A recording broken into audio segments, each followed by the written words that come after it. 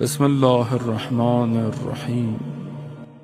امیر فرماتے ہیں نا نہج البلاغہ میں بھی اور میں کہ دنیا میں بہترین چیز کیا ہے؟ پینے کی پانی ہے، مگر مارا مارا پھرتا ہے، پہاڑوں میں زمینوں میں گھومے جا رہا ہے، لیکن بہترین چیز ہے پانی نہ ملے مر جائے آدمی۔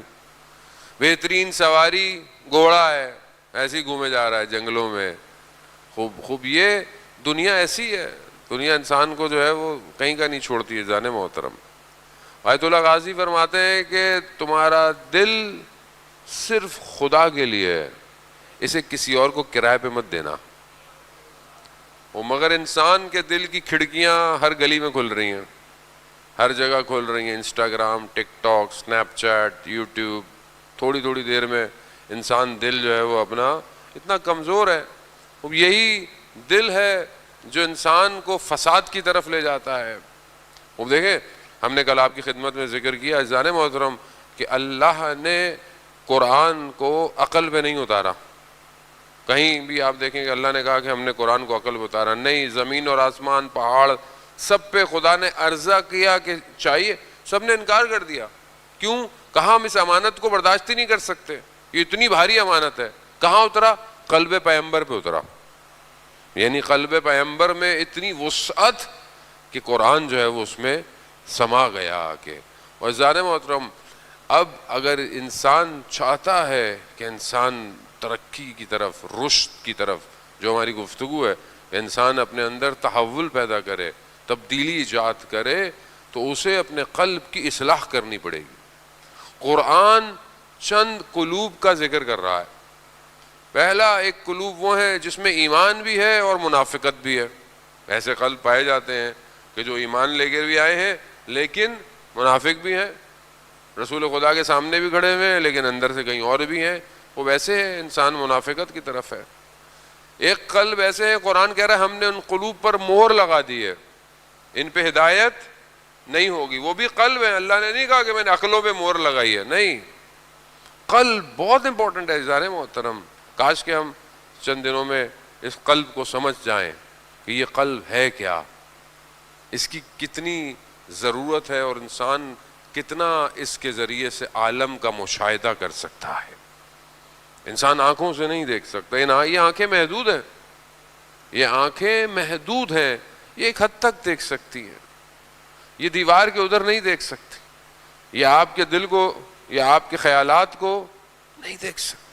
صرف وہی دیکھ سکتے ہیں جن کے قلوب پر خدا نے تجلی کی ہو، جن کے قلوب پر خدا تجلی کر دے۔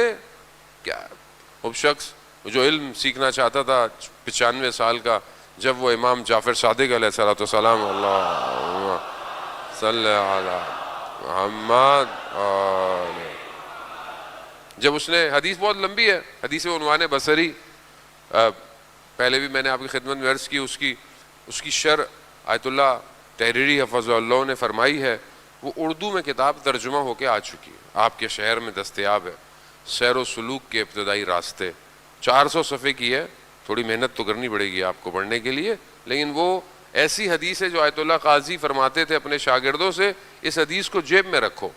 حدیث 2 صفحے کی ہے، جیب میں رکھو اور اسے ہفتے میں پڑھتے رہا کرو، بہت امپورٹنٹ ہے۔